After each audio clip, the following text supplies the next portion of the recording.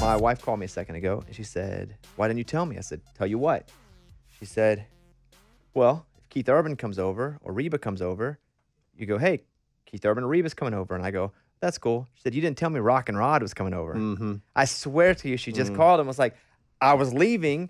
And I looked at, because she has my calendar. She goes, Rock and Rod's coming to do an interview, and I didn't even get to be part of this.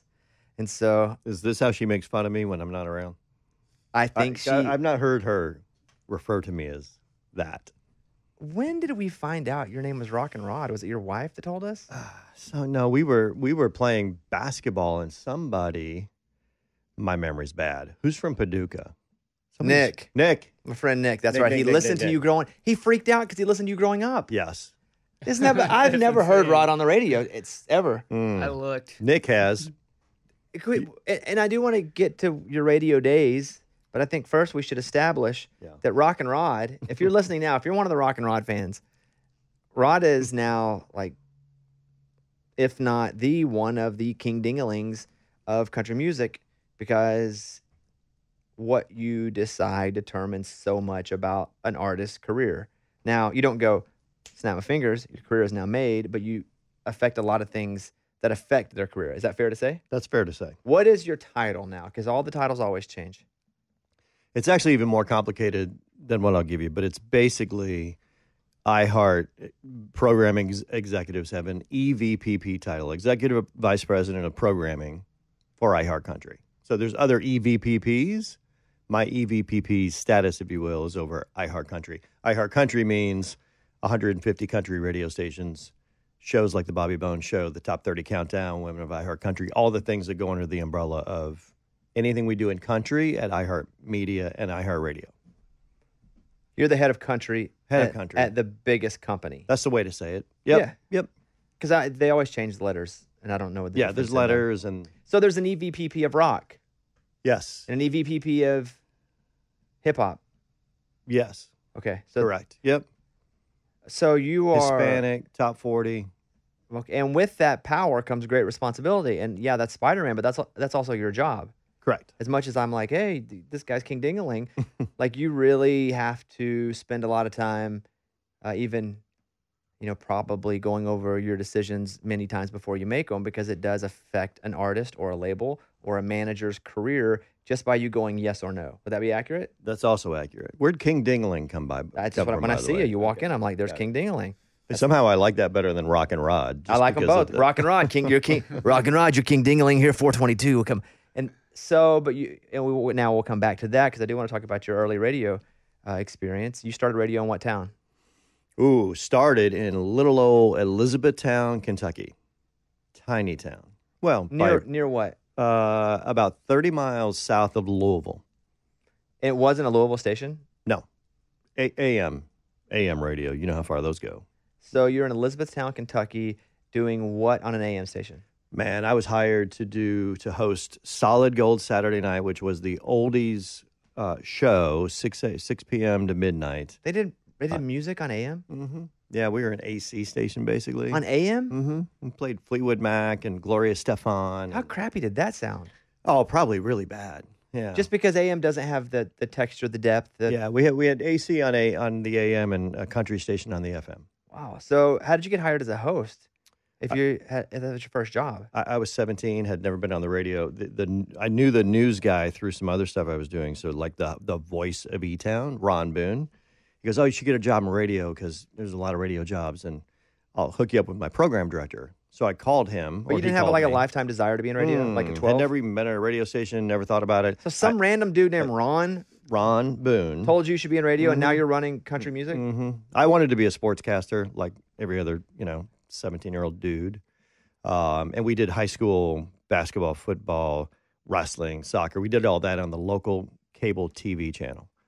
I did that with Ron Boone, who was sort of the voice of radio in the area, and he got me the job with the program director. I called the PD, and I have no idea why he hired me. Literally hired me over the phone. Never met him before.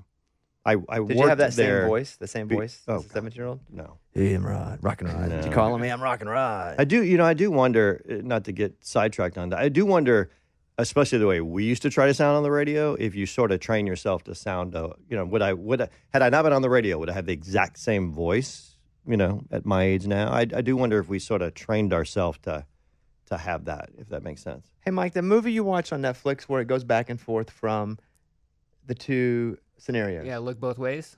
So it's like she meets a dude, they hook up.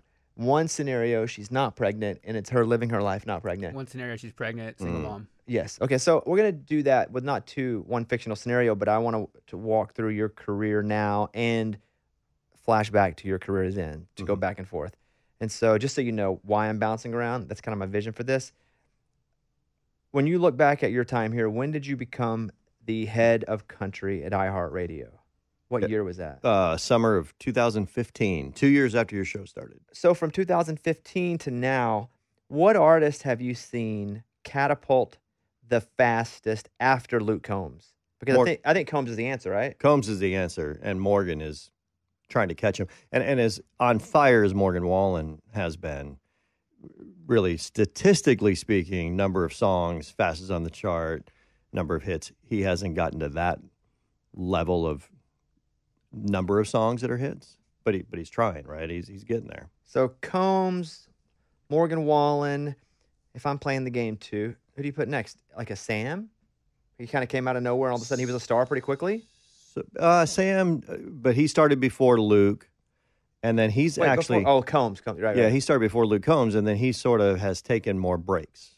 Most of the country artists don't take a break. I'm not even talking about breaks, songs. though. I'm talking about how quickly they're here, and then how quickly it's like, oh, we got to play them because they're a star. Yeah, because I think that happened before the first break. Wouldn't you agree? Yes. Oh, yeah. Sam was on fire. Sam was the hottest new country artist until Luke Combs, in my opinion. Maren Morse is in there. Yeah, Maren's in there too. And Kane Brown is in there. God, Kane. Mm-hmm. Yeah, those are 5 really strong ones. Strong, legit, going to be around for a long time. So when Luke Combs appeared on our scene, I remember I used to do a little thing where it was like, all right, let's pick 5 artists who we believe in. Mm-hmm. And you're also at the same time going, let's pick one artist that we believe in, meaning the On the Verge artist. Yeah. And you have the power of that. So that is such a significant part of country music. Explain what the On the Verge artist is and what goes into your reasoning on who you pick. On the Verge is a program where we get all of our program directors onto a project at the same time. And that matters because, you said earlier, we're the biggest radio company. We have the most number of radio stations. And 50 program directors could go get 50 different songs. So we ask everybody to agree on one song at the same time so it can have sort of that consistent push and escalation onto the radio, get to the most ears as possible at the same time, and then evaluate the song.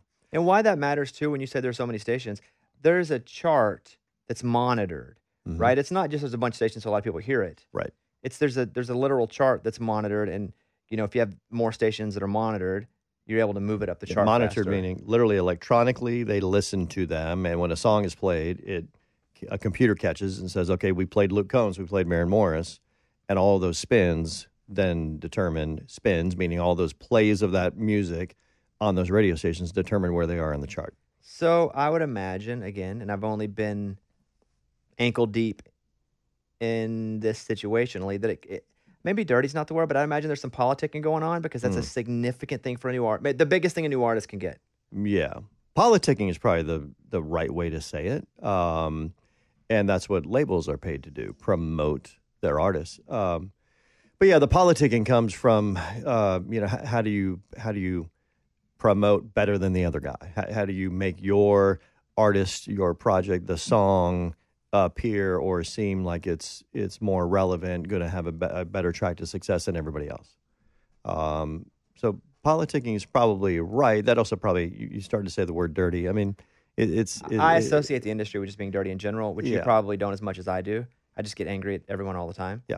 But so for me, I would say sometimes it gets sleazy, but politicking is a word that I would use because you have to deal with it every day. Yeah. So you just know it as the nature of you're here. People want to get stuff. People have to figure out what strategy they can use to get their artists that they're paid to get on. Sure. So with the On the Verge, they can't have a hit, right? Isn't that a thing for the most part? Like, it's not an established artist at all. It's not established.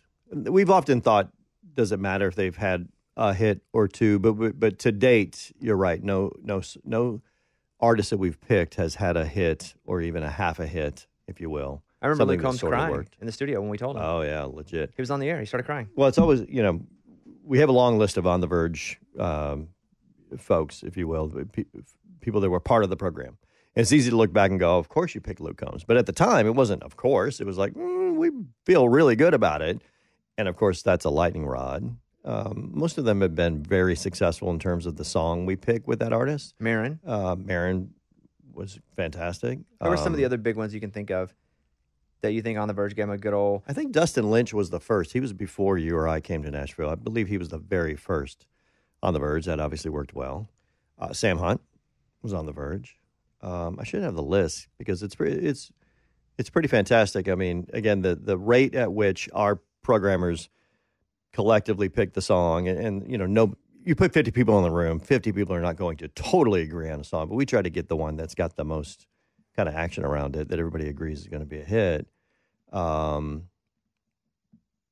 Yeah, I wonder who else is on the list. We should look at it. It's significant. Cam, she got it immediately right. We did a couple of those, right, too, where we kind of worked together. Ingrid Andress. Chris Jansen. I popped Buy Me a Boat. Our listeners popped it, and you were like, well, we can't fight this momentum. Huge song. Jansen and Cam with Burning House. And literally launched a career. Yeah. So, flashing back, you're in Elizabethtown. You're working at an AM station.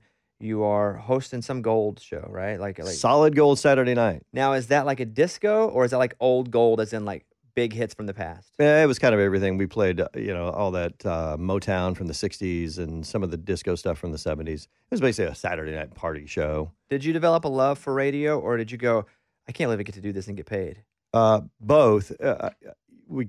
In the business, we talk about catching the radio bug. People probably catch different bugs in their industry, but I'd never been to a radio station, walked in, got trained, and was on the air the next night, which is still crazy. I don't care how small of a town it was. Somebody put me in charge of our radio station, which was weird. But it worked out. And from very early on, I realized this is the only thing I want to do. I mean, I caught that bug just being at a radio station. Was it the music? Was it the... It definitely wasn't the music. I've never been like a music aficionado. I mean, it's always interesting to me how much you know and how many lyrics you know and the Me history. Specifically? Yeah, you. Yeah, and I'm not even in it for music. Yeah, you know music at a much deeper, level than I ever have. Again, I wanted to be the sports guy. I just wanted to talk about sports. So it was more about the exciting part for me in a studio with a microphone, and we played music. That didn't matter to me as much what the music was as, you get into it and you're the DJ. I mean, there's kind of an ego thing about that. I liked being that person. It's funny, I've never thought about the fact that I don't really associate myself with doing this job for music at all, but I freaking love music. Yeah. And I think I would anyway, even if I didn't work in this, because I don't do it because same with you. I don't do it because of the music. I'm surprised that wasn't the start for you, though. None. Just with your 0% music knowledge. None. Absolutely none. I have things to say, and I want people to hear them, and I want to compel folks. That was always it. Yeah. Just have a love for music like I do sports. Is that why you were so open to switching from being a host that played top 40 music, sort of? You didn't really play music that much on your show, but it was on a top 40 station. And to me, you were super open-minded to go into country. That's very different in our world. That may not mean much to a listener, but is that why you were okay? Because you were able to have a bigger voice? Yes, and also you were like, you don't have to change your show. Yeah. I mean, honestly, that was a big part of it. Yeah. Because when I was in Austin, and, I built from one station, and just the quick version of this is, I had hustled and got a couple other stations, but you were the first person to ever put me on anywhere inside the company. And so it was the first stations I didn't have to pay money out of my own pocket to do, honestly. Yeah. Where you put me on in the markets? In Georgia somewhere, Alabama somewhere. Listen, it was. Do you know? I mean, yes, I do. Albany, Georgia. Yeah. Tuscaloosa, Alabama. Yeah.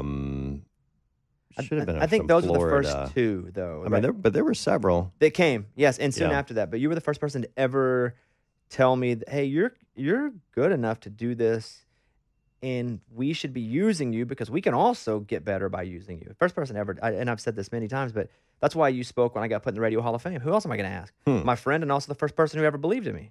Yeah. And that was literally it. And so I remember, and you weren't running the format, and I wasn't in the format. But they obviously knew that I don't trust anybody, but probably you. and you said, hey, you're not going to have to change the show. Like, Yeah. there'll be some little corners in some places you'll have to kind of, manipulate how you do things, but you do your show or we wouldn't hire you. And I was like, all right, cool. Then let's give it a run. That was my pitch to John Hogan, who was our CEO at the time, was, hey, we're looking for a country show. We have a top 40 show that 85% of the content, it could be on country morning radio right now. And the other 15% is maybe a little too aggressive for the people who listen to country and a little more of a family atmosphere that we had to protect. And it probably wasn't even 15%, let's be honest. You didn't have a top 40 show that was talking about sex and no bad words. And no, yeah. It wasn't edgy for top 40, but it was obviously crazy popular and successful. So the fact that we could take that content and keep it similar, because the whole point was not to change the show. It's too natural. So we didn't want anybody to play a part to be the country guys. I think my edge came from authenticity and technology. Why technology? Because I was doing crap before anybody else was. We were investing in podcasting before it was even a thing. We had somebody sit and write notes on every big bit of the show so we could load it up so people would go podcast it. Yep. And so whenever it became a thing, we were already sitting there going, we're here. We're ready for you. Yep. Come on with it. And so, yeah, I felt like you said, hey, you're not going to have to change the show much. And I had to change a couple things. Yep. But for the most part, I'm a dude from Arkansas. Sensibilities there are the sensibilities here. And I was probably too country to do pop, realistically. And so here we are. I moved here. It's crazy part of my life. And then you weren't here. That was the weird thing, too. Yeah. I moved here, and you're like, let's go. You can do it. All right, so where are you gonna meet me? No, I'm not. Yeah. And I was like, what the crap? And so, and you end up coming later on, but back to Kentucky and Solid Gold, you're on the air. And when do you leave and where do you go? Well, I was 17, got hired as a senior in high school. So then I went to college.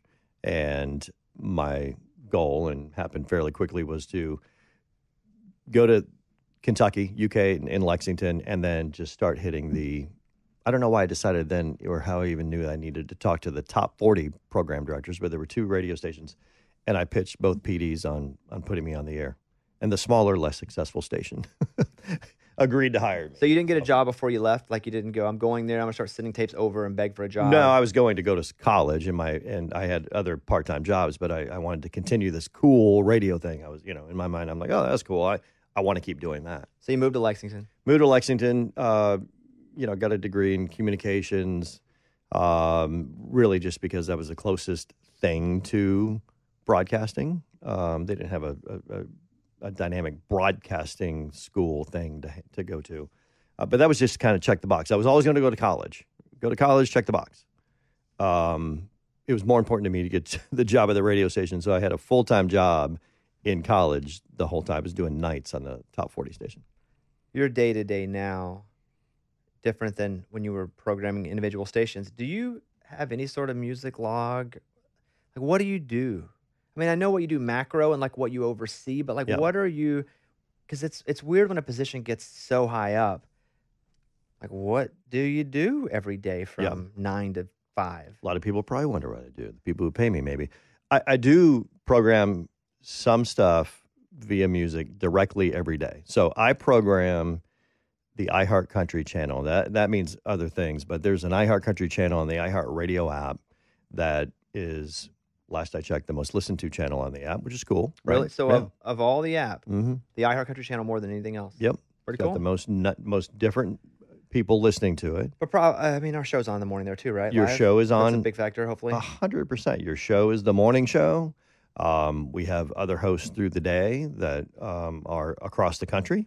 And then we build, so that's a radio station like any other radio station you're used to hearing when you get in your radio and turn it, or when you get in your car and turn on the radio. So I program that. That has some influence across the country in terms of our other radio stations. There's pieces of it that play elsewhere. So it's a sort of a big piece of the puzzle that impacts the chart, which that's the day-to-day that I personally program that has an effect. And then I work with literally every program director we have, and we talk about music, and we think about, where can we expose new music in different places so we're not all playing the same music. That's interesting. Well, you go, okay, Midwest.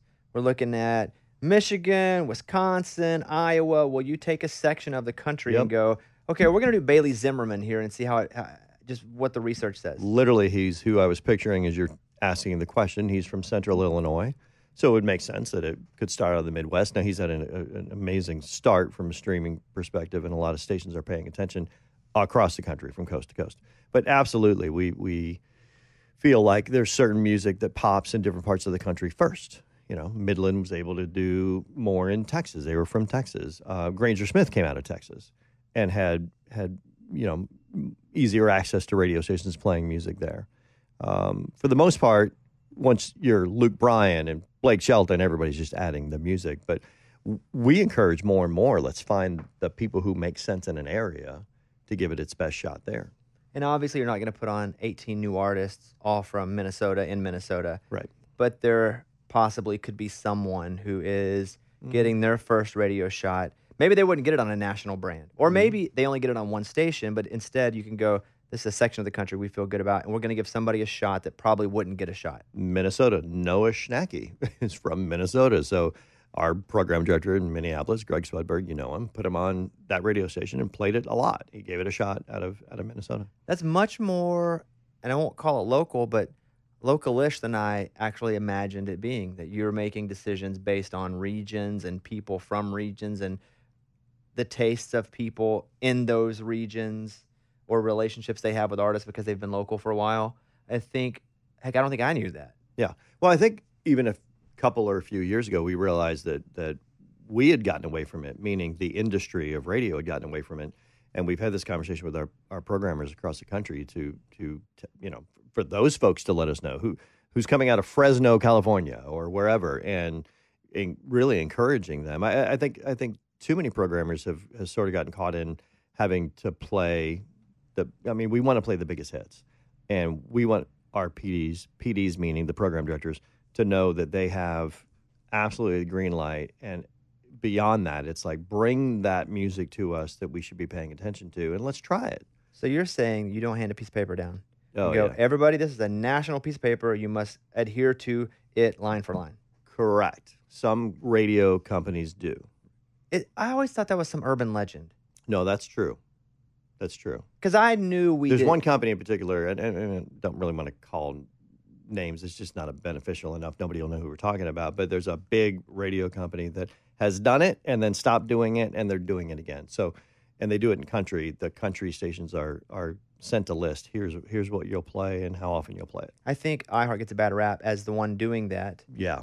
Because iHeart's just the biggest company, most influence. For sure. But I didn't really know that was the thing. And we do things, again, sort of commonly when it makes sense.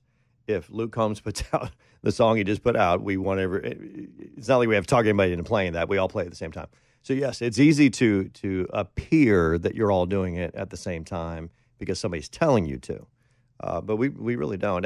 I spend a lot of my time reiterating back. You're right. That's easy to get that perception. And even our closest business relationships with people who work at labels who promote music, I think sometimes they question it. Not in a bad way. They're like, okay, so you're sure that you don't just tell them what to play? And we assure them of that. So educate me on, if somebody calls and goes, why don't you play track 7 from Blake's album called Kickin' Fish? That's a good one. Why don't you play that one on the radio? Yeah. I wouldn't know it if I wasn't in it.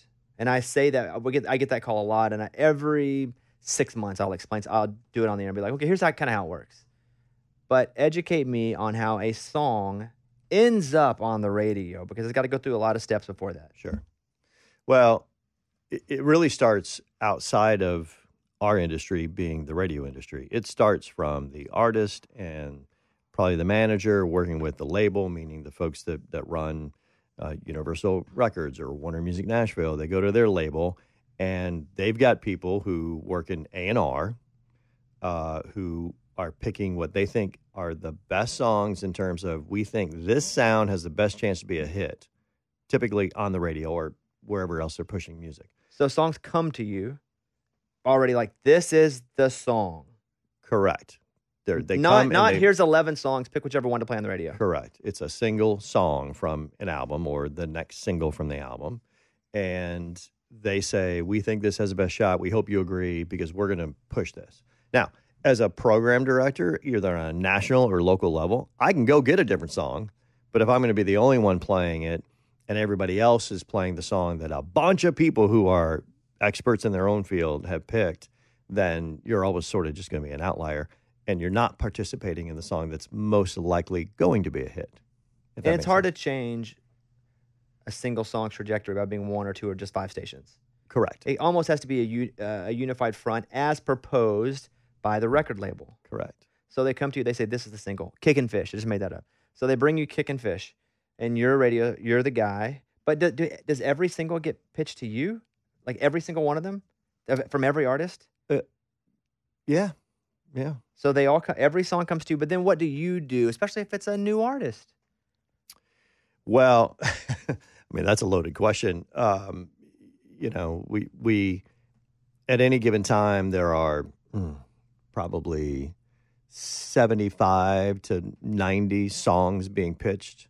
Oh, all new, like 75 to 90 new songs. Yeah, well, let's say 30 of them are already solidly on the chart. What you play in your countdown. Okay. So now there's 45, call it 45, 50, sometimes 60 songs, and you're choosing from those songs to decide one or two to put on a playlist that week. I mean, you might put 3 or 4 on in a week sometimes, but you usually don't have that much room. I mean, there's usually the 30 songs you have to play because they're solidly on the chart. Some other stuff you're playing in a new category. Now you're deciding from the rest what you think has the best chance. Now, if I know that Dierks Bentley's coming out with a song, he just released Gold, I think it's fantastic. Suddenly that kind of goes to the front of the line, if you will, from a selection process. But all of them are available. And then to the point we made earlier, if Noah Schnacky's got a song in Minneapolis and Greg thinks that's good, he may go and get that one, and that might be the 66th song being pitched. So that's why it's not easy. I mean, Luke Combs emerging and becoming a superstar is not the norm. So if Kickin' Fish is presented, somebody calls me and goes, "No, man, I like that song. My butt wears a cowboy hat, and if you don't play that, you ain't country." Mm-hmm. That's not on us because it wasn't presented to.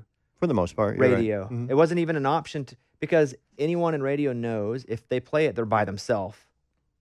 And if they're going to create a story, it's going to take forever because it's one station. Correct. So it isn't the person's fault at the radio station. It isn't the person's fault that's running the radio company. It's not anyone's fault. It was just a song was chosen by the record label and the artist. Yep. I think and I would be confused about that too if I hadn't worked inside of this for a long time. But also, I'm almost starting to be a bit disconnected from the radio part of it because I don't do that really as much anymore. Yep. Which I like that because then I get feedback from you on other stuff that's that I haven't heard about yet. I like that too. Yeah. I'm being honest with you. Yeah, no, it's a good thing. People be like, "Why does radio?" I'm like, "Bro, I don't know. I don't know what's going on." Yeah. And I'd be like, "Well, let me call Rod and ask a question or two," but I really don't know anymore. So, okay, you have a song that goes. And you're picking it, you're putting in new music. Is there like a national new music category? Because the national, that's quite the big word with a lot of, if it's playing national, it's getting a lot of spins. Not on the Verge, but where would you put a song that you like? That's a song you're like, I think this has got a lot of potential. Do you put it at every station at 2 p.m.? Do you put it, like, what do you do as soon as the song's new artist, new song, you believe in it, but it's not On the Verge? Well, I don't put them at every station in terms of the stations that iHeart owns. But again, I have influence in terms of when you say national, we have some programs that do go out nationally. Your show, Women of iHeartCountry, you obviously pick some music for that. We pick some music for that. So when we pick the songs that go on that show, it plays, that weekend on 150 different radio stations, or 125 really. But, because we're sort of we control the national pieces, we're not taking as many out of left field chances as individual stations or regions of the country might be, if that makes sense. So you let them experiment we're a little more. We're sort if of they taking screw up, it's not going to hurt as bad. Right. We're taking the best of the best, if you will. Yeah. And then the ones that are going to be the best, it's okay that we don't go with them immediately because I always say I do believe the hits rise right to the top. I mean, it's hard to hold a real hit down. I'm sure there's a lot of great music that never makes it because it's like there's great basketball players who the NBA never discovered, right? But for the most part, the best hits, I think, do make it through the clutter, if you will, of a lot of really good music. But from a national standpoint, we can sort of wait and see what pops out of the, Southwest or out of Florida or something that then shows itself that wasn't already obvious. Do you get, at your position, people going, what are you doing, man? That ain't country.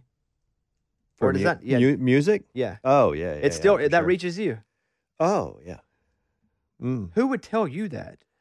Well, so that's a good point. When you asked it, I get the feedback because we also, big radio company, we still do more research probably. But nobody comes to you. I'm saying because if somebody, you don't have a face that people know and connect with country music because you're the guy making the decisions. You ain't the guy that's up front being like, I'm the guy. I have that. I have the face that's up front. People can get to me very easily. They can call me. They can message me. And, they're like, you suck. You're not country. This music's not country. So I hear it all the time. Yeah, that's true. I guess it's not a one-on-one personal. People are not contacting me personally. But I feel the feedback because we ask a lot of people and then we roll up under research teams. What are country fans in total saying about, the strength or lack of strength or what they like about country music, what they don't like about country music. So research, I don't know. What is that? So research is like any company. They reach out to consumers. I mean, we find ways to find people who listen to the radio, who listen to the Bobby Bone Show, who listen to country radio and don't listen to your show, who consume country music on streaming, but not so much on radio. We talk to all those people. In other words, we reach out to them and we talk to them about why they're using things, and you collect that data. But you also reach out to those people and now it's online. People go and listen to pieces of music online, and they tell us what they like. And go, here's a link. We can definitely find people. We can definitely send them to, and this happens in the auto industry. I mean, I get them all the time. Will you go and we want to ask you questions about Ford trucks? So we do the same thing. How many people do you think is a good sample size for a week of making decisions about music? Well, I can tell you that radio stations can use 100 people and feel good about it. Now, that's sort of over time too. You wouldn't want to go and have one research project for the year and talk to 100 people in any town. It's too narrow. But if you're consistently talking to a group of 100 and another group of 100, another group of 100, over time you can see what people's tendencies are, if you will. So you're using most research companies don't talk to, even when you look at a Gallup poll, I mean, you would probably know better than me, but they'll survey where the presidential race is, and they'll be talking to nationwide, couple thousand people. Yeah, nationwide. Yeah, not a lot. So, but what you're saying is you do depend on people's opinions on the format, on the actual artist, on the song, music. Yeah, we ask them what they think about Luke Bryan as a persona versus, here's Luke Bryan's song. What do you think of it? We ask them what they think about their radio station, what they think about the morning show on that radio station. We ask them a lot of stuff. You make decisions on personalities as well. That's part of your job. Yes. So also the people that are on the radio. Right. Who's good? Besides Mike D? Besides Mike D, who's we good? We love Mike D.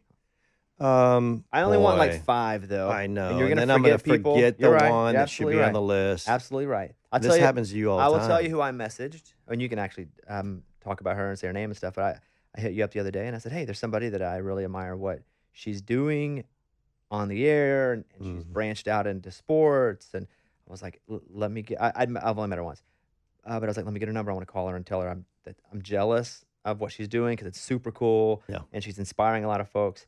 Like, when I think of people that's doing, like, she comes to mind. And she's had a couple names. That's the weird thing about radio, too.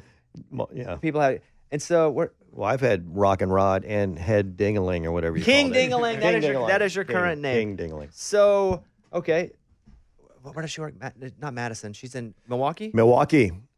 It's in her name now is Shanna. Shanna. But what did it used to be? Quinn. Okay, I think I knew her. In my phone, it's Quinn. It literally says Quinn or Shanna.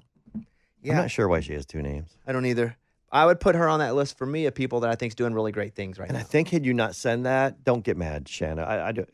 I maybe wouldn't have thought of her, and then I'd have been like, damn it, she should have been in the top 5. You know what's funny though? I don't know what she sounds like, and that doesn't matter to me. So I know what I see people doing, right? And creative decisions, strategic decisions that always come with a little risk. And I go, that person's killing it. Mm-hmm. And I see her, and I go, that's awesome that she's the first female on the Green Bay Packer broadcast team. Yeah, so she does afternoons on our country station. She hosts the afternoon show. That's all. Like, it's amazing. And now she's doing. And by the way, I'm a Packer fan, but I will say that broadcast team is really good. I think they're you want to talk about who's good? They're amongst the top 5 in my mind for the NFL anyway. And now she's on that team. By the way, I'm jealous too. Like that's I told her, I was like, hey, I'm never jealous of folks. Like, and I won't admit it to them. Like, because I'll be like, no, I don't even know what you're doing.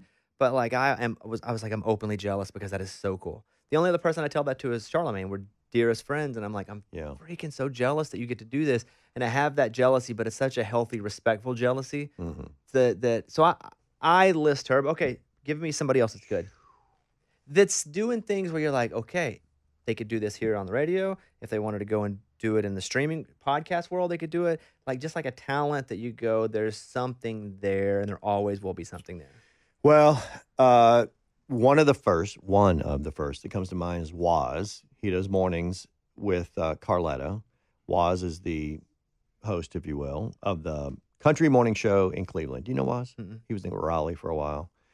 He's, to your point of, besides radio, he does a good radio show. The ratings are good. It's successful. But he's also an interesting guy who can do other things easily. He does W-A-Z? W-A-Z-Z. Waz. What kind of dumb name is that? Yeah, well. Bobby Bones. I better say that. I better make that joke out loud because people will be like, why are you attacking what? Steve Waz? Yeah. His name's Steve Waz? Yeah. Okay. All right. And then he just has cool stuff where he creates videos. I should say, it was years and years ago that he would send out a video air check, and it was a cartoon, kind of like we've done with your show. But he was doing it early on, and I'm like, well, that's unique and different. And people who find ways to, sort of express their talent in different platforms. I mean, you and I paid attention to that for a long time. So aside from what he's doing daily to do a morning show, I think he's interesting in today's world of multimedia. Yeah, I think the cartoons are cool. I didn't even know they were happening. They'd be like, hey, check out the cartoon we made of you. I'd be like, how about that? Well, it's all Amy and Lunchbox, but it's still kind of cool. Yeah, no, they're cool. So you ever make a decision and go, dang, missed big time? And not because of the decision you made, maybe the person you didn't play that later blew up, and you're like, missed that one. Who'd you miss on? Oof. I'm wondering if I'm missing on some now, but I got to think about that. And there's definitely, your personal opinion only goes so far. And, you know this as much as anybody. I mean, program directors who play music become very opinionated and think they can hear the hits and pick them. I mean, I did. I think in country, it's sort of exasperated. I think there's a lot of opinion going into the decision making, meaning personal opinion. Which way too much. I think we have to be careful of, right? I agree. What you personally like could, and how many times have you heard it? Have you heard it twice, or have you heard it 25 times? Because your opinion changes as you hear music over time. That's anybody, right? Some people hear a song and they instantly like that. That's very, very rare, though. So the question is, what did I miss? Man, I'm sure I've missed a bunch. Who did you miss? I think when I look back, I was looking to see if Kane was on the Verge, and he wasn't. He was, and we were. He was on the Verge. Kane was? No, he wasn't. You're right. But it was close. I remember the conversation. Well, he was making a lot of noise. Yeah. In the right way, meaning he was on YouTube with videos that were interesting, and it was, it was a little more. I don't know if raw is the right word, but it was. When you're singing with the speaker on the ground, yeah, and you're getting 3 million views on Instagram of that. Yeah. Raw is a good word. Okay. Because that's what I would call it. There wasn't a lot of money being put into Kane. Yeah. Whenever he was first expected. He made noise. Yeah. By the way, I'm the biggest Kane fan in the whole wide world. And I only say this because I love Kane, and he would not care if we talked about this. But raw is a great word because he did it from such a place where nobody scooped him up and said, here's millions of dollars, kid. We're going to make you a star. Yeah. People started to pay attention, and slowly that team got bigger. And radio and iHeart Radio was certainly paying attention. But we almost couldn't decide when to pull the trigger, I think is what that was, right?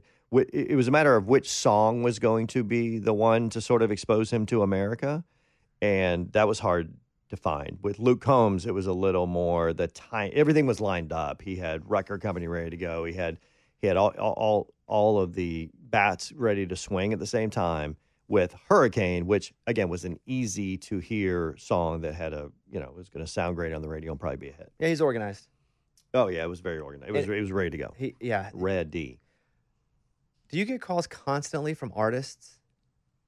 Not constantly, but I do. I mean, it is weird when superstar artists call me. What do they say? Hey, Rod. It depends. It's a pretty good intro. I mean, the ones who call me, it's a great question, by the way, because this doesn't happen in most formats. Now, I don't know. Maybe Drake calls Doc Winter. Doc does what I do, for this company for our urban and hip hop stations. Very possible they have that relationship. Doesn't happen in top 40, as you know. It's not like Justin Bieber was calling program directors. Justin Timberlake might have back in the day, occasionally, but it was to like Tom Pullman. It's pretty prevalent though here. Here, yeah. I mean, it happened the other day. I looked down. I'm like, it still freaks me. It doesn't freak me out. I still notice it when Keith Urban is calling. I'm like, why would Keith Urban call? He's the best, by the way, right? So when he calls, it's kind of just to catch up. I mean, we made some noise around his new single, which means we played it on most of our radio stations to kind of launch it that day, and he was just super appreciative and called and thanked us for it. Keith Urban calls your phone. Do you answer it like, hey, man? Are you like a little up? Do you have to be somebody, or do you just like, when I call, you're like, yo, what's up? I mean, I'm a little more up than, yeah. I mean, you and I talk a lot. But I figured. When someone says, why do the same 3 songs get played over and over again?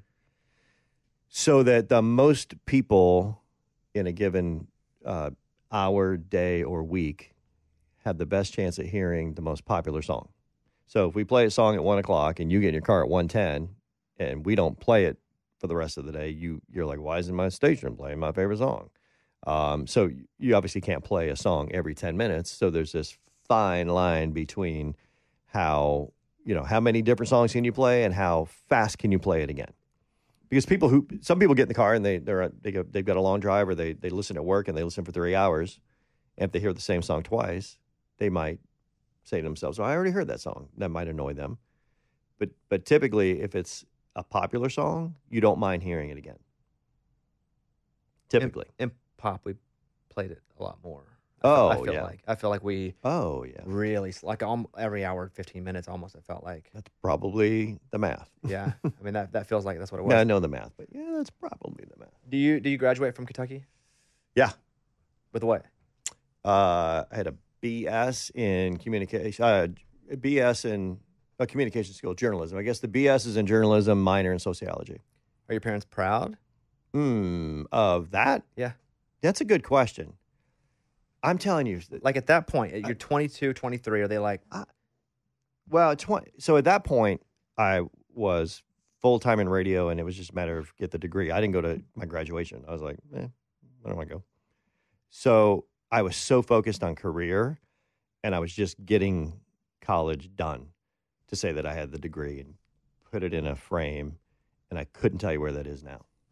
But I'm sure they were proud of me. But it wasn't like, look at you, Rodney. You just graduated college. We're so proud of you.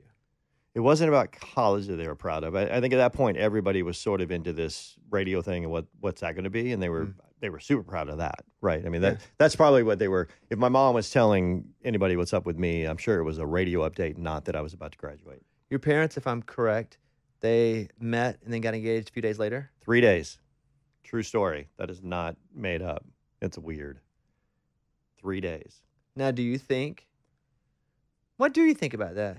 I think it was weird. Like, it's 3 days, man. They got married. So 3 days, they got married within 3 months. And to get married, he was already over in Germany. So he had joined the army, and he knew he was going overseas, and he was going very quickly after that to Vietnam. It's just a matter of time. So she flew overseas to marry him. Wow. 3 months later. That's really, I mean, your mom flew to a different country to marry your dad. Yeah. Crazy. I mean, this is not like, falutin families that like fly across the world. I mean, most of my I would say most of my family still hasn't been on an airplane, right? That kind of distant cousins and aunts and uncles, a lot of them had never fly. She got on an airplane and went overseas to get married. It was crazy. You leave Lexington and go where? Left Lex as soon as I graduated. One of the guys I worked with at the station in Lexington got hired in Paducah, and the Paducah story begins. Is that a bigger market? No, smaller, but a bigger job. What was the job? Middays, so to host 10 a.m. to 3 p.m. and be the production director. Were you rock and rod in Lexington in college? So that's where it started because I was on a top 40 station. And then you won't remember, but I admitted it was the second top 40 station. In other words, there was a more popular top 40 station. So we weren't popular enough, and we switched formats to oldies. So when it became oldies, I was still doing nights, and the program director decided to call me Rock and Rod because we were playing the Jackson 5. Do you go to Paducah as rock and rod? Yeah. Mm-hmm. Because I got stuck with Bobby Bones. I wish it would, looking back. Yeah. I wouldn't have. Thankfully, I didn't get stuck with it. But it stuck for a while. I was rock and rod for 10. Yeah, that's a long time. 8 or 9 years. Yeah. You're in Paducah. Okay, from Paducah, where do you go? So I was in Paducah for a long time. So the reason Nick had heard of a guy named Rock and Rod is I started doing that midday show, but I was doing sports. Remember, I wanted to be the sports guy. They let me do sports on the morning show, and that morning guy left, and then I got the morning show. So I hosted mornings in Paducah for 5 years as Rock and Rod. Was that your dream, to be a big national or just a big morning show host? Oh, I thought I was big at that point, right? I was doing mornings in Paducah, man. Let's go. Because it was morning radio. It's still the premier spot on a radio station these days. It was even more so, I would say, in the early 90s. You're at Paducah for a while. You're doing mornings. Have your first, management position. Yep, I was also the PD. Eyeballs are big. You're like, what's the next move? Next move was that I needed a break from being a manager. I was a program director at 21 years old. It was crazy because I shouldn't have been, probably. I made a lot of mistakes. But I got an offer to go do mornings in Green Bay, which is basically my hometown. And it was mornings only, no program director. You just get to do a morning show. I was like, yeah, that sounds cool. Let's do that. Was it? It was. I love this guy. There's probably no chance. Well, I guess he could hear this. But loved him as a human, but he was a bad top 40 program director. And I was like, man, this is cool and I'm having fun, but this isn't going to work. So I didn't feel confident. Now I'm not the boss, and now I'm picking on the boss, right? I just didn't think with the way we were structured, we were going to be successful. So then I took a different job to be the morning guy and the program director again. So now I moved again, and I moved to Wausau, Wisconsin. The career's jumping, right? I'm hitting all the small markets. And from Wausau, you go where? Wausau, I went to, we should escalate this. So then I go to Louisville. Okay, pretty good. Yeah, that was a big jump. Spot, yeah. No, that was a big jump. That's market, So Wausau was ranked 150th in the country. There was 149 other markets bigger than where I was, and I went to market 50. So that was a big deal. You're Kentucky and Wisconsin. You're married to those two states at this point. Oh, yeah. Well, it's where I'm from. I was born in Wisconsin. I get it. But are you just looking for markets where you had DNA? No. That's a really good question and a way deeper story. It was really ironic that I got a job offer in Kentucky. I really wasn't. Had nothing to do with you being there before? No. Okay. Random. Louisville, you have success there, or did you get fired? No, big success there. And we launched a top 40 station in Cincinnati, and they pulled me out of Louisville quickly to move me to Cincinnati, and now it's on. Big jump. Now, from a radio perspective, things are going well. Pressure. Oh, yeah. Our company was based out of Cincinnati, so I was working in Cincinnati, and the bosses lived in that town.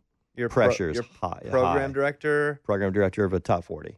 Was it a KISS FM then? Uh-huh. Just a KISS? One of the first KISS FMs. There was KISS FM in L.A., so then we started having other top 40 stations called KISS, and it was one of the first new KISS stations. How did Cincinnati go? Worst to first in 18 months. We were ranked 14th. Dang, you must have been a hero. The belle of the ball in the company. Well, that's why I went to Chicago. You went Cincinnati to Chicago. Yeah. Chicago's third biggest market in the whole United States. Correct. I'd imagine that's a whole different ballgame when you get there. Huge. But yes, I didn't think so. I was 32 and didn't care. Youngest PD in town by a lot. Yeah, but I had it, right? I was cocky and thought I had it all figured out. But similar to other jobs that I had, because I was sort of young, at the time that I first got it, I only knew about half of what I should have, and I probably I did. I made a lot of mistakes, but I was good enough at the radio thing to create a radio station and a brand with people and personalities and shows to make it work too. What happened in Chicago? Chicago was great for 6.5 years, which for my career was a long time. Yeah. Yeah. And then it wasn't because they fired me. How do you get fired? It was in general, my boss got fired. Don't recall the right. So new boss comes in, and there was one other boss, between me and him, and they were ready to just do it different with people they wanted to hire. How did they tell you that? You're fired. No.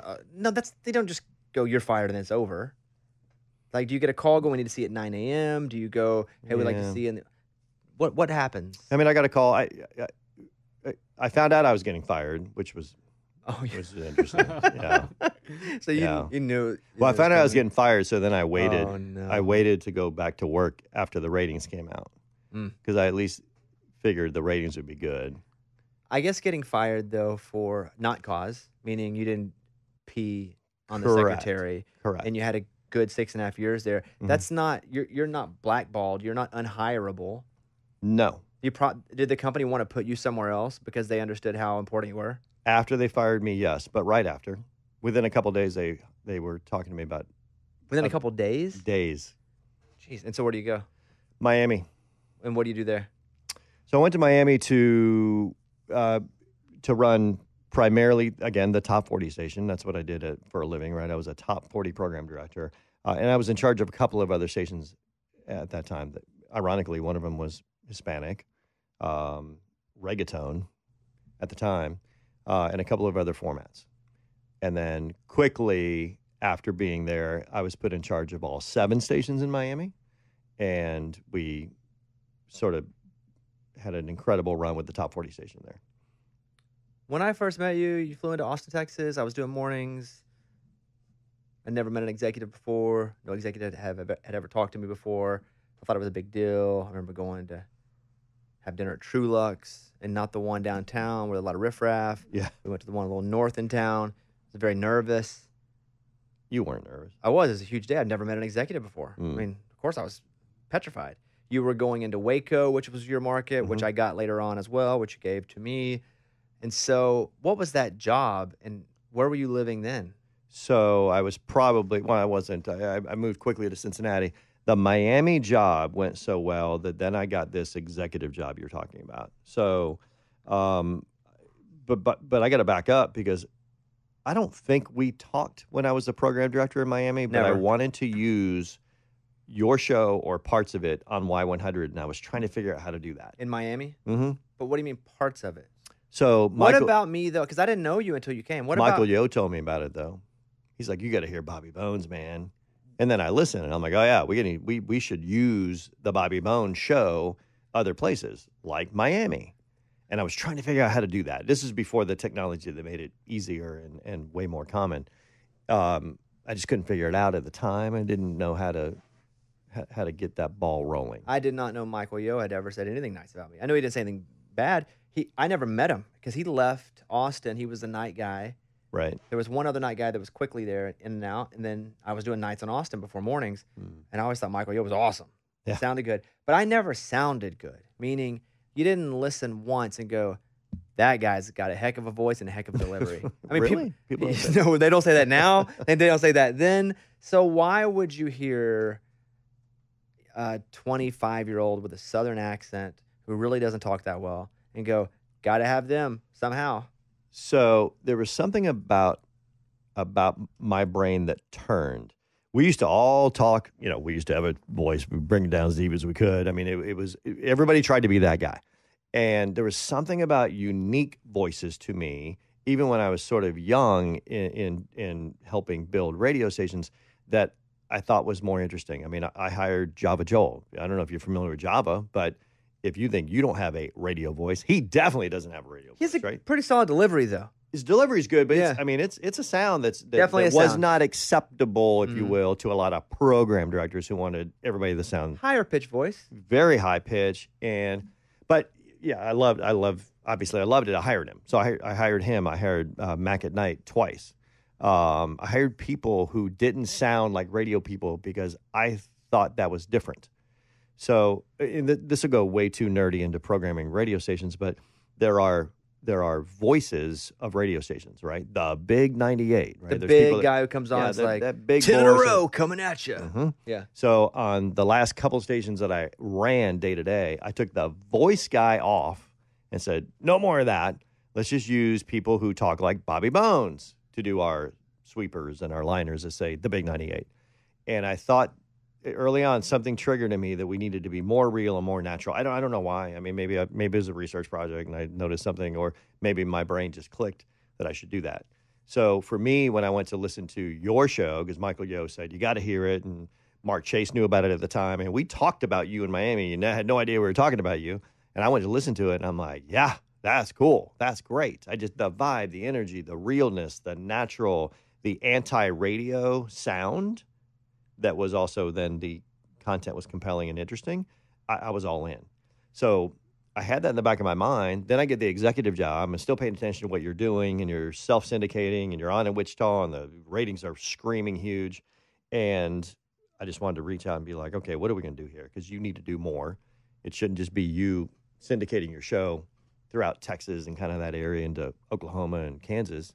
So then we started talking. Why would the company, looking back, let me run wild? I mean, I know why they let me spend my money, because I did spend most of my year and a half checks on building. Why would they let me do that, though? I don't know. Like it was almost like they were like, we don't care what you do because it ain't going to work. And they probably were right most of the time, but they just freely said, you can go be on whatever you want to be on as long as you can do the work, pay for it, and just get out of our hair. Why would they ever let me do that? It definitely wasn't normal. I mean, we do that more and more as we go along. There are a lot of personalities on in towns across the country, but I don't have the answer. It was sort of unique. I mean, or at least go. Let us help you pay for it, and we'll own part of it. But they didn't. They were just like, "Hey, kid, go on." Just do well, I think you did the right thing in terms of you weren't on in Austin and instantly trying to syndicate into Houston, where people who get much bigger paychecks are paying attention. Right? It was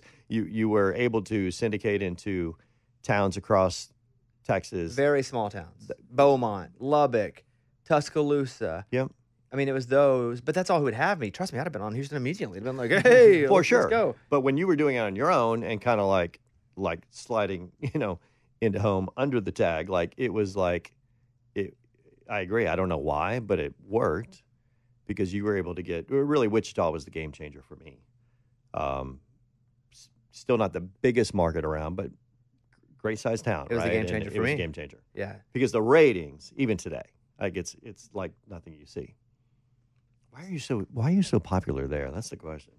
I think as popular as you can be. I think I'm still loyal to the place that was very loyal to me. Yeah. I think we still do a good show. I think as much as we've changed and gotten older and things have changed, and I think a big change for me has been trying to somewhat, I use the word normal, be normal, even though my life is completely abnormal now. I mean, for sure. Yeah.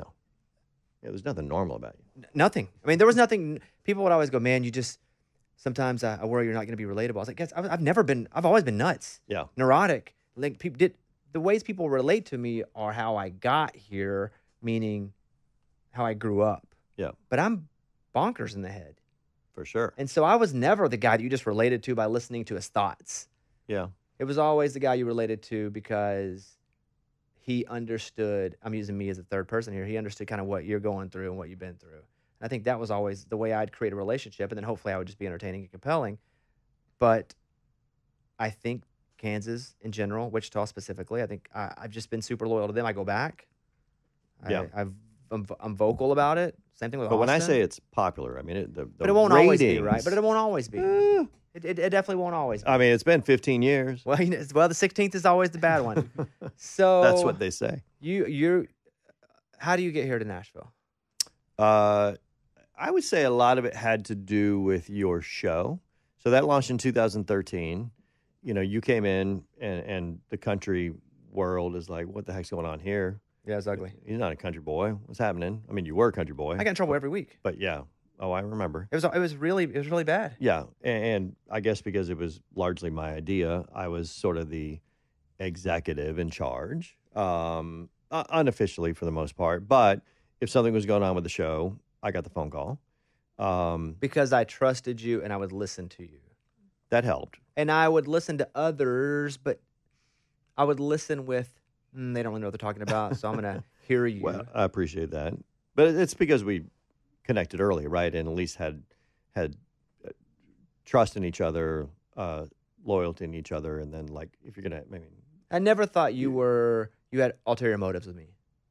And same. Yeah, right. I think that's probably why. That's a good point. So you got here in 2013, show launches. And then 2 years later, the job I do now to oversee country, Clay was doing it, and he got out of radio and went to a different field, and it was an open job. And that closed pretty quickly. I mean, I at that point, largely with my connection to the show, which was quickly becoming the most syndicated show in country radio and now country radio history. I think it's the most syndicated now in music, period. Yeah, probably. Yeah. Music-based, for sure. Yeah. So that had the door open, and then really only I could screw that up. I mean, I actually never programmed a country station before because it was always top 40. But good programming is good programming, and I wanted that. And I was into country music, like genuinely into it. And we had our connection, and the show was growing, and so they made me and named me head of iHeartCountry. The timing was... Which actually didn't exist.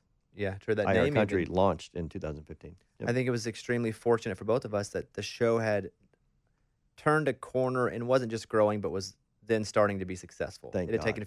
Because then, as you know, leverage is important. And I finally had ears of people too. And I was like, this is the guy. Like, this is the guy.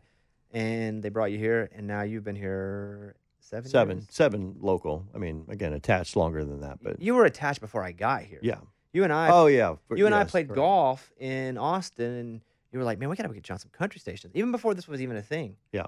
And it was like, "Yeah, we love it, but pie in the sky." Mm-hmm. And then we're kind of in the pie now. You think this runs? What do you think about this run?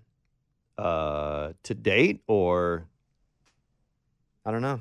Yeah, me either. What do you think about it?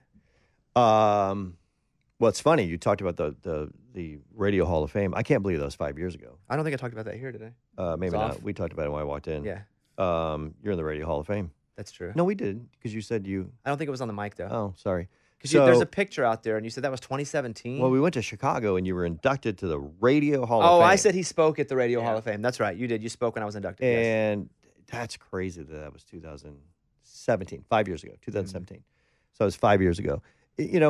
Part of it is I feel like we've been doing this thing in Nashville together for 3 years, and part of it feels like 15, like anything in life, I guess, especially through COVID. I mean, our timing just got messed up in our heads. So, let's go on the longer side. It feels like we've been doing it for, quote unquote, a long time. But in the grand scheme of radio, Scott Shannon did morning radio at a high level in New York for 30 years probably. So is 10 a lot, or is 10 the beginning, or is 10 the middle? I mean, it's been an incredible freaking 9.5, right? Yeah, it's been pretty wild. And I, luckily, on the executive side, because, my show, they've been with me the whole time.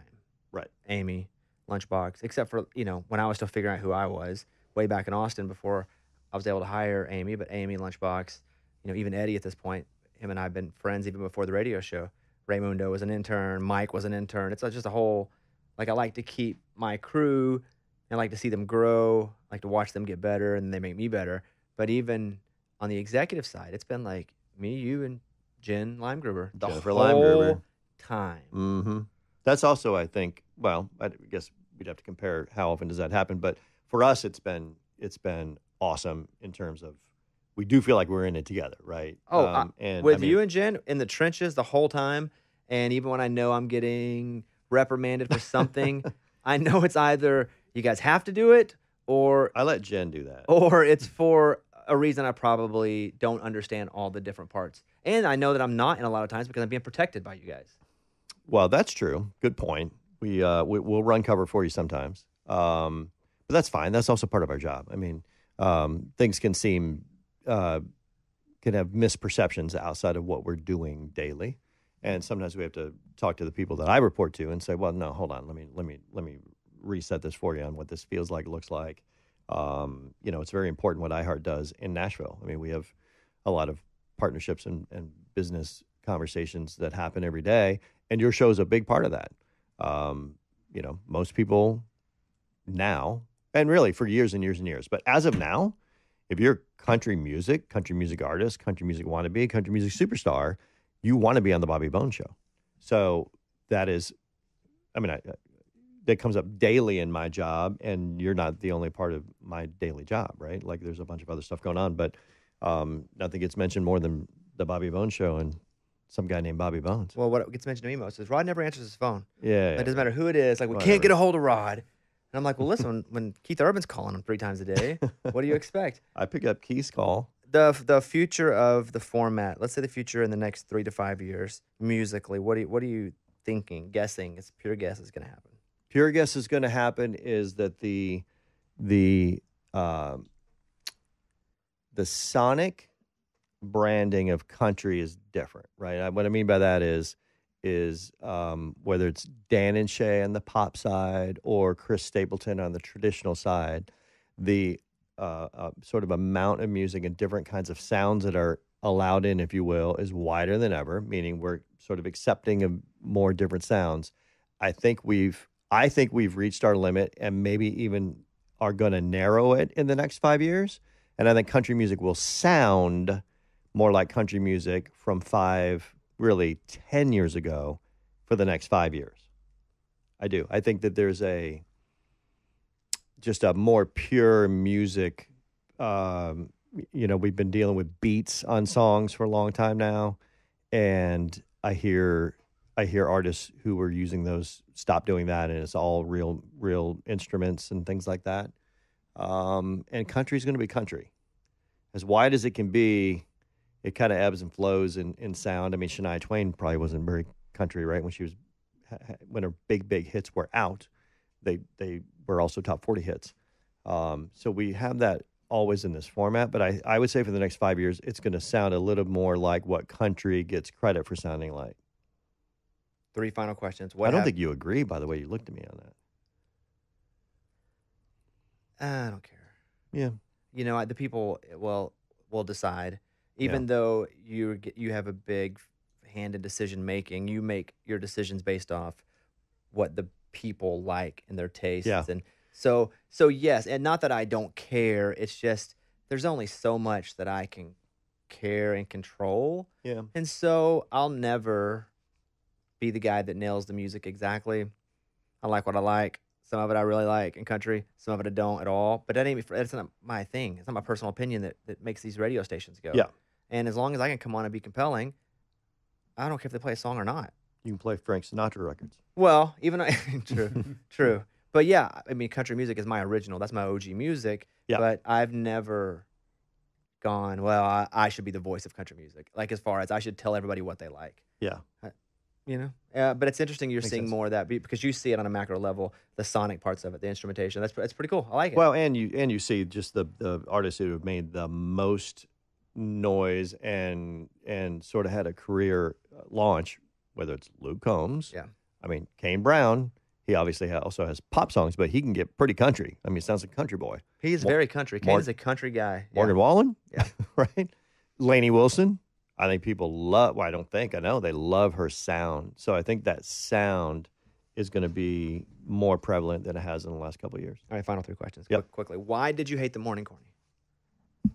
I thought the morning corny, the name or I've never hated the bit. I don't know about that. Really? To me it was just a name. I came to you and I said, hey, I want to do this thing. It sounded too simple to me. It's very quick. Exactly. I'm like, that's a corny name. It is.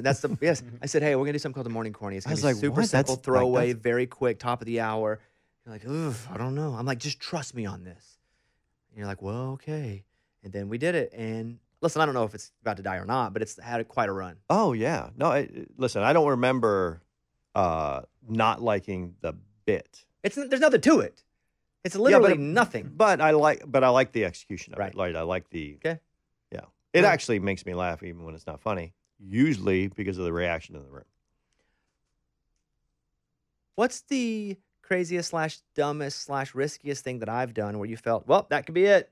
Oh man, we could probably do a list of those. Oh, for and sure. it doesn't start with the EAS The $1 million fine? fine. That was $1 million. $1 million. It would have been more. Thankfully, there's a station in California that fixed that for us.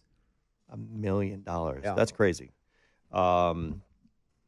So, I think early on, I feel like, well, let me say it this way. You've done a really good job of processing the feedback, because I know you personally, and it does personally bother you when people attack anybody.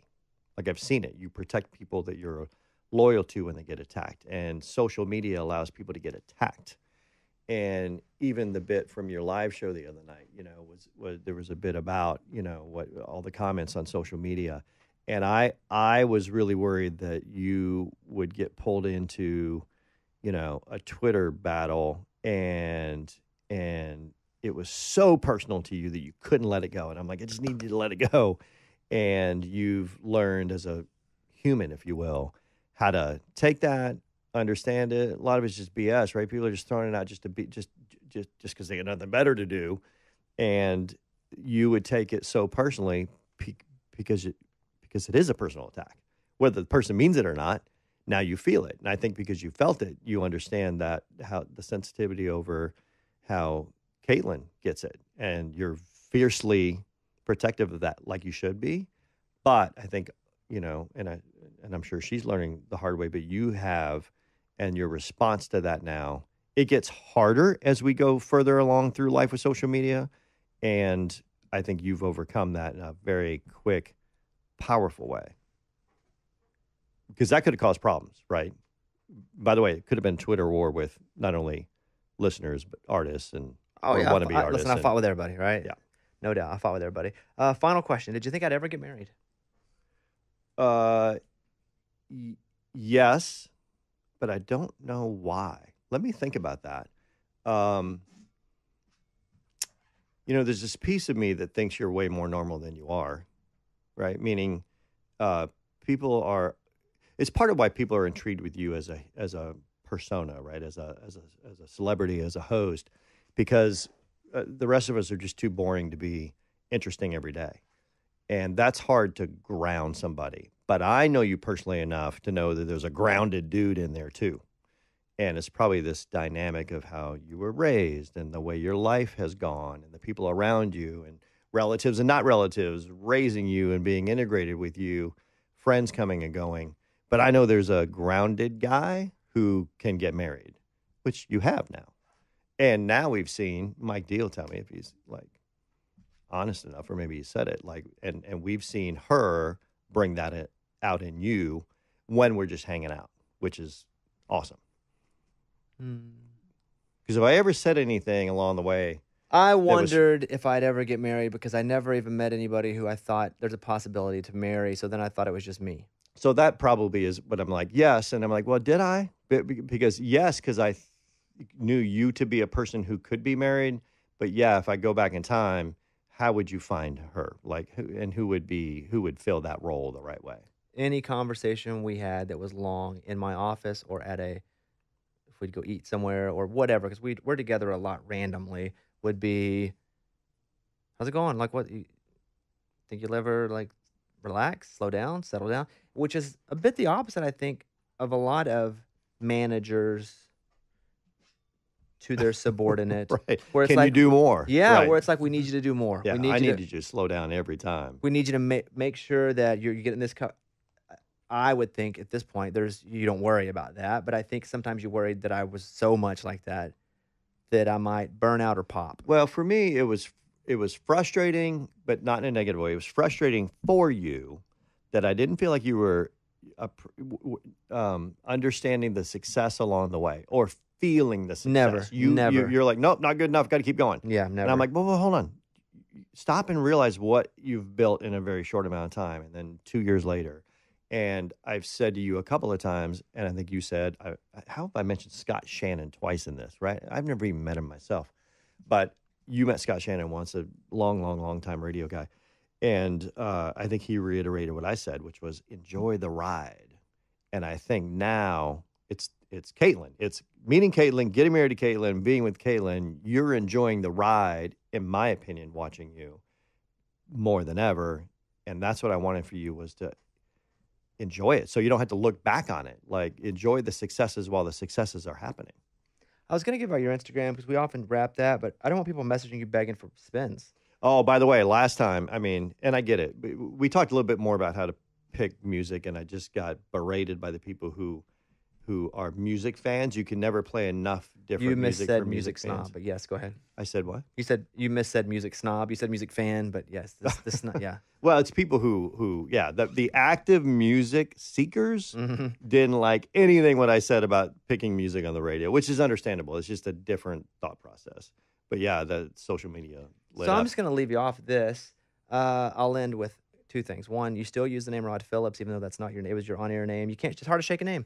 If I stop being on the air, I'd probably still have to be Bobby Bones inside the industry because that's what everybody knew me as. Correct. But I just think you should go back to Rock and Rod Phillips and combine it all. That's Not number one. Head ding-a-ling? King ding-a-ling. Why do I because keep it rhymes. saying head? King-a-ling, ding-a-ling, king ding-ding-ling. King ding-a-ling. King ding-a-ling. Got it. Yeah. And then secondly, it has been, for me, the greatest to have been able to do this alongside of you, because I would not be here without you and Jen, frankly. And all those times you guys have had my back that I don't even know it. Every time you say it, I promise you I appreciate it. Like the first time you said it, because I think that as driven as you are and as fast as you can go, you could have, gone faster than that and right by people who are helping you. The fact that you stop and pay attention to those folks, and one of them is me, is appreciated. So I'm just glad we're doing it together. Mike, anything you want to say? He's your boss. Thanks for replying to my text and coming by. How fast did I reply to that time? Pretty quick. Yeah. Well, look, I know you got a lot of stuff to do, and we've done over an hour. Thank you. We should do this every couple years. In 5. And yeah. How long ago since the last one we talked to him? Do you know? Oh, that was on the radio show. We didn't do it on here. Oh, what? Oh, that was just in the seat. Yeah. Yeah. Next Which to is it. 2 years This is ago, the maybe. first time we've done it this long, then. Oh, yeah. And if it was over an hour, that's interesting. It's over an hour. Hour and 15? Mm-hmm. I don't get bored talking about it. Hour and 15. Thank you. You guys, that's Rock and Rod. You can find them on your Paducah radio station on the dial. 97.3. What was your station? Maximum Hits, 97 FM. Maximum Hits? Maximum was in the title of the worst station? Name. I'm like, what? We're what? Maximum. Maximum Hits, 97 FM. All right, I got to work out. All right, there he is. Rod Phillips, everybody.